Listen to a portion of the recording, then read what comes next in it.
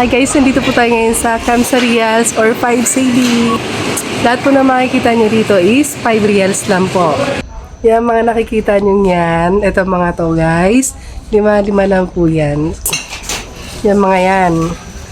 Yan, di ba? Mahal-mahal yan sa Pilipinas. So dito 5.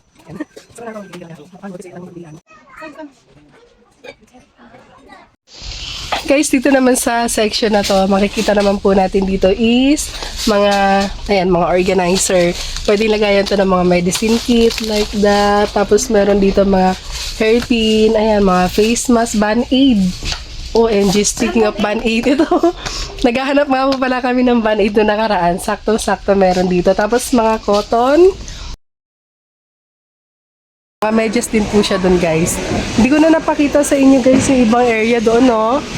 Ang dami po doon, sobrang lawak. Nasa second floor po kami ngayon. Hanggang doon. Yan.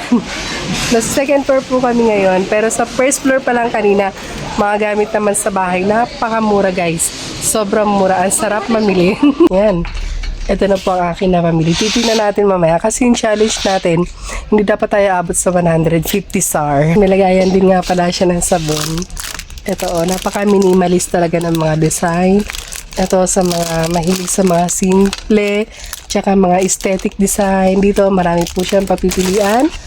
Pag mahilig kayo magtahi sa kamay, ito guys, ayan, mga sinulid, karayom, ganun. Kompleto na po siya. Sa mga magsisimula po mag-business niya ng salon, meron dito. May mga, ayan, ang dami.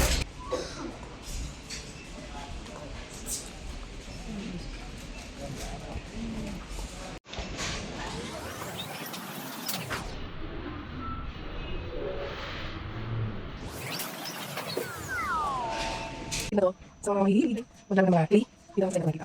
Ayan, marami pa po siya doon guys. Ito is mga tumbler, tapos na mga turing reals. So, dito lang guys, ang makikita. Meron din sila mga sleepers, ayan. Tapos meron din mga ganito, mga ipit. Tapos marami pa kami nakita kanina, mga pabango. Puntahan natin yung mga, ayan, mga perfume. Ayan.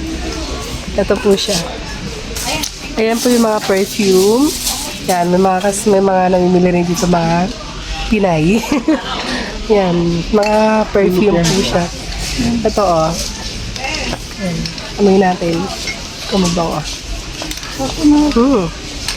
Mabango. Yan. Kamusta ka naman, be? Na-amaze kami kasi kasi ang mumura talaga, ang sarap mamili.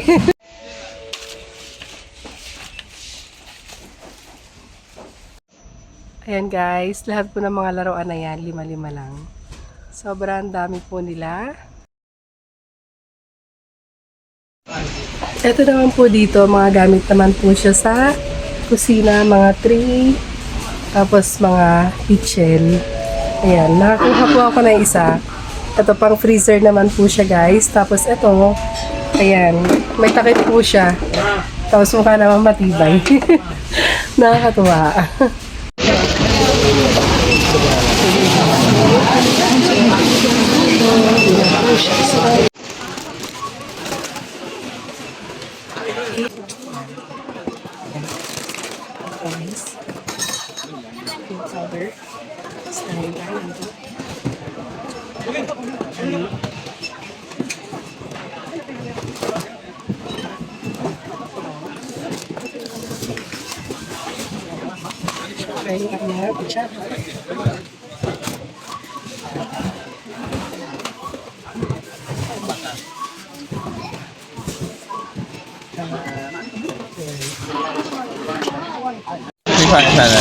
Okay, 86 lang po ang ating natin.